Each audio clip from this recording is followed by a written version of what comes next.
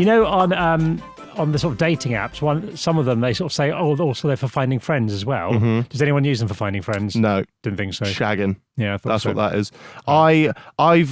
We'll talk about dating for a bit. I was on the cusp of the dating app. I downloaded Tinder.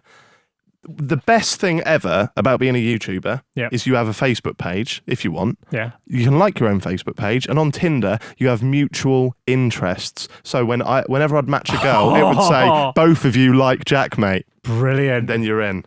Yeah, you're in. Except that she's getting the same thing, getting both of you have liked Jack page.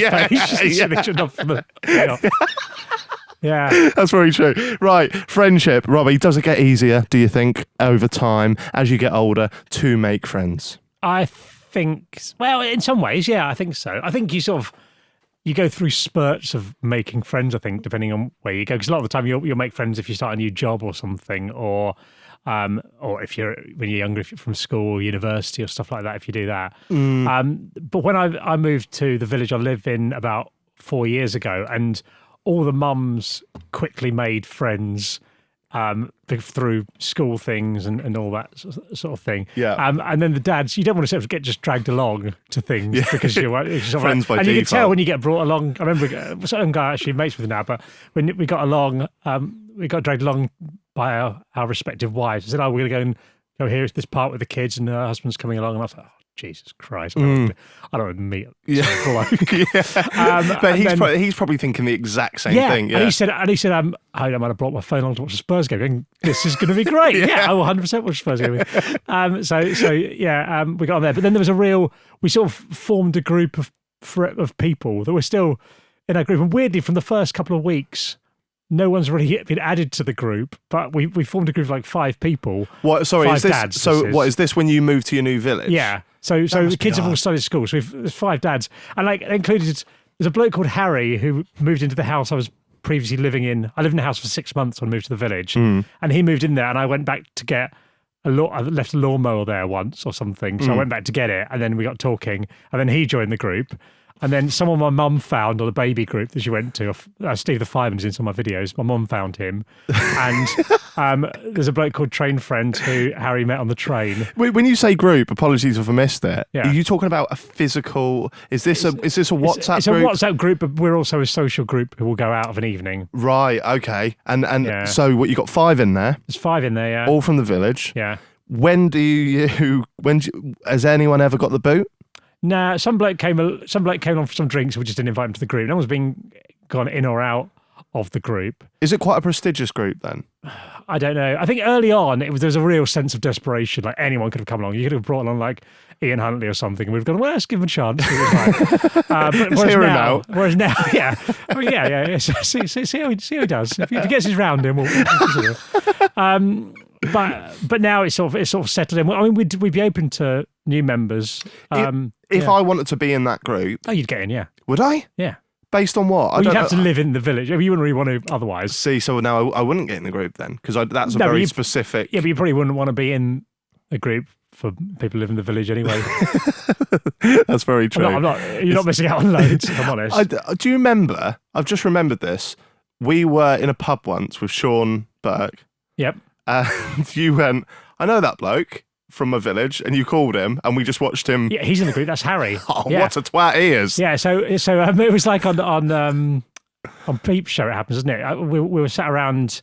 We sat around chatting. I said, "Oh, I know him." So I called him from across the bar, and he just picked up his phone, looked at it, just pressed reject, put it back in his pocket, and started carry on talking like that. And he says, I always bring it up. Well, I bring it up every now and then. He goes, "Oh, I feel so bad. I was in the middle of my boss about something important and all this sort of stuff." Like, yeah, whatever, mate. He looked very sheepish on the day. It was so amazing. One thing I adore about you is the fact that you have this. I don't know if this was on your agenda to bring it up, but you have this annual FIFA tournament. Yeah.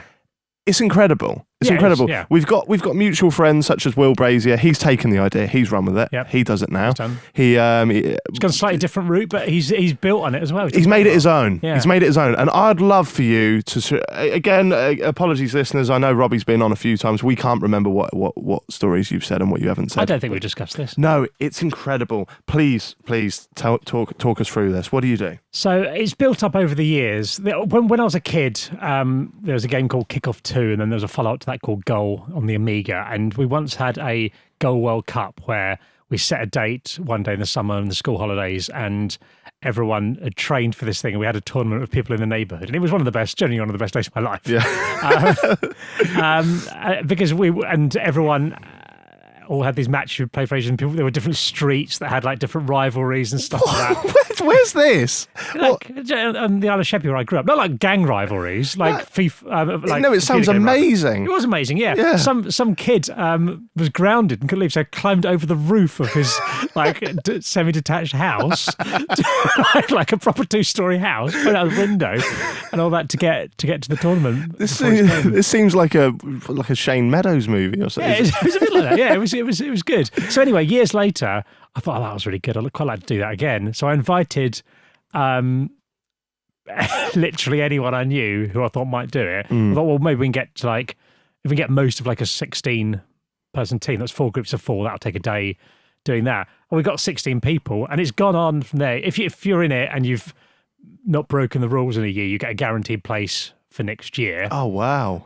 So once you're in, as long as you're an upstanding member of the community, you stay in for eternity. But people do go, some people can't make it, or some people drop out, they've got things on, so it fluctuates in the group. But it's a really weird group of people that I knew. I mean, this will be the 10th year this summer, so it's people I knew like 10 years ago. So there's something like, there's no way I'd be in touch with them now, sort of thing. And it's also like my mate Stu, all his friends, because he got like 3 people from his work. So like there's all these rivalries, like the IT, he works in IT, so we call it the IT help desk. There's like IT help desk is one group, and then people in this other place. So do you think these people that you knew years and years ago, they value your tournament more than you? That's why they're still on the fringes of the... To a degree, I think they enjoy it. But there's a guy called James Table who I just happened to work with for about 2 months. Right. There's no way I'd be in touch with James Table otherwise. It's quite nice then, really, isn't it? Yeah, it is quite nice. But so what happens is every year is around this time we draw teams out of a hat. So you find out around this time of year, you'll find out what team you've got for the year. Have you done your draw yet? Not yet. No, I was thinking on the way up I need to do it really. Who are you hoping to get? Well, we brought in seeding a couple of years ago after a few controversial issues. You see, it all started off... So complex. It's very complex, and there's a lot of history to it. It started off fine, and then one year, one guy, Devin, was a drugs cheat in that he didn't drink, which... We're not like, lads, you've got to drink, but it gives you a massive advantage if everyone's been drinking for 12 hours. You say that, you have a you have a breathalyzer. We had a breathalyzer. So we had a breathalyzer. We made the rule that you had to be over the drink drive limit by the knockout stages, or you had to do a certain number of shots. And there were punitive shot measures. Like it was much better to pass the breathalyzer than have to do like 3 shots of Zambuca or something like that, or Jägermeister. We had that, and that worked for a bit. But then people started gaming the breathalyzer. Like people would time their runs, and then there was another drugs cheat, Gareth Dobson, who I'm just going to name him. Just out him as a drugs cheat. He absolutely is.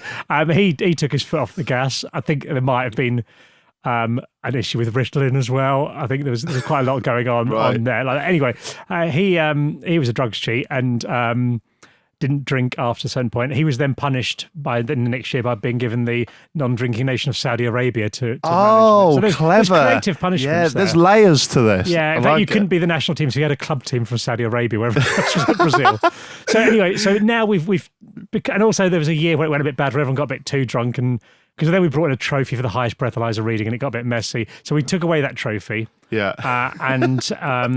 And then now we brought in seeding, which makes it a bit better. So I'll have I think I'll get a 3-star team now. So this time. You? So who could that be then? Iceland?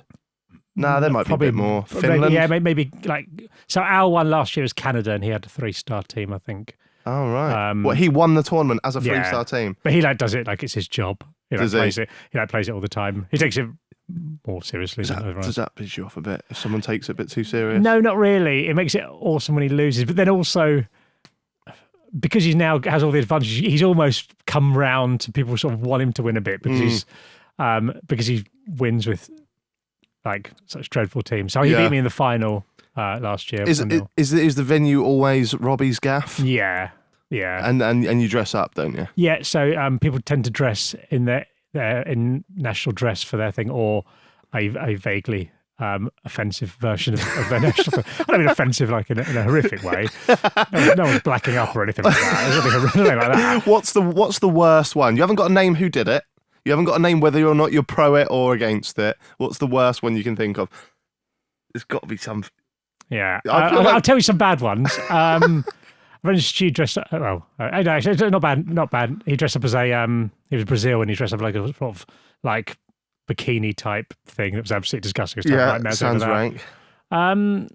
People would, a lot of people will theme it based on news events at the time, like when there was things about Messi being a tax dodger. Someone came with like things in there. Brilliant. People will spin up like someone might come in a turkey costume if they're Turkey or things right. like that. I was Russia once. I came as Vladimir Putin. You know you can get those suits that have like a horse thing and like human horse legs and human exactly legs. Yeah. What you mean. I did that and topless to be like Putin from that photo. I love it. So yeah, but then you soon realise that some countries haven't really done much. Yeah. Like there's no, apart from footballers and explorers, there's no famous Portuguese people. Was there not? No. You could do a big old Nando's chicken. It's been done, yeah. Has it? Yeah. It's been done. This is the thing. Once, like when I was Sweden last year, and someone's already done ABBA and Bjorn Borg, and there's nothing else. What have you got there? Zlatan. Yeah, well, I thought about that, but then again, it's football. It seems a bit too easy. I like to try and go a bit. You got to think outside the box, really. Haven't you? Viking, just do a Viking, maybe. Yeah, is that Sweden? Probably not. I don't know. I think that's more Norway. It might be Sweden as well. I don't know. What's one trait? Moving on from FIFA, what's one trait that a friend? No, going back to FIFA. You got a brand deal once, didn't you? Yeah, I won't mention the brand exactly. There was a beer company that a friend of ours did some work with. Complex. And then they got this sort of brand deal, got us in loads of beer from this beer company. Because I do, before the tournament, we have like an hour and a half long build-up show where we're featuring like documentaries and interviews. I should say there's another draw for groups. So you find out your groups a few months down the line. And then on the day, there's a big show. So everyone gets there and make bacon sandwiches and watch people call each other arseholes for about 2 hours. And then you get to the main event. But we always talk about the cauldron of the first game. And it quite often seems to have been people, like newcomers, have been thrown into the cauldron. Fresh meat, as they're known in the tournament. So this year we had a bit of fresh meat. Harry, the guy ignored me. He was fresh meat in the cauldron, and you can just see people mentally collapse because everyone's like, and the room could quickly turn against you. I love it. It's the one game where there's everyone there because people will drift off to the barbecue after that or pop in and out. But right for the first game, everyone's there for the cauldron atmosphere. What's the furthest you've ever got? Have you ever won it? Taking the W? No, I've got to the final 2 or 3 times. I got to the final this year. This is my best chance to win it because Al was Canada, and I beat Steve the fireman in the semi-final 2-0. Scored an overhead kick. One of the greatest. That was the best moment of my life. I can't wait. I'm rooting for you. I knew that I got to about half time. I was thinking about just keep it tight because he was quite good at it. And then he had quite a lot to drink, and he turned around to me at half time in the game and went, "Is it you I'm playing?" And I was like, "I reckon I can push on a bit in the second half." Come on, lads, up we go. I think we're all right now. I love that. I love that so much.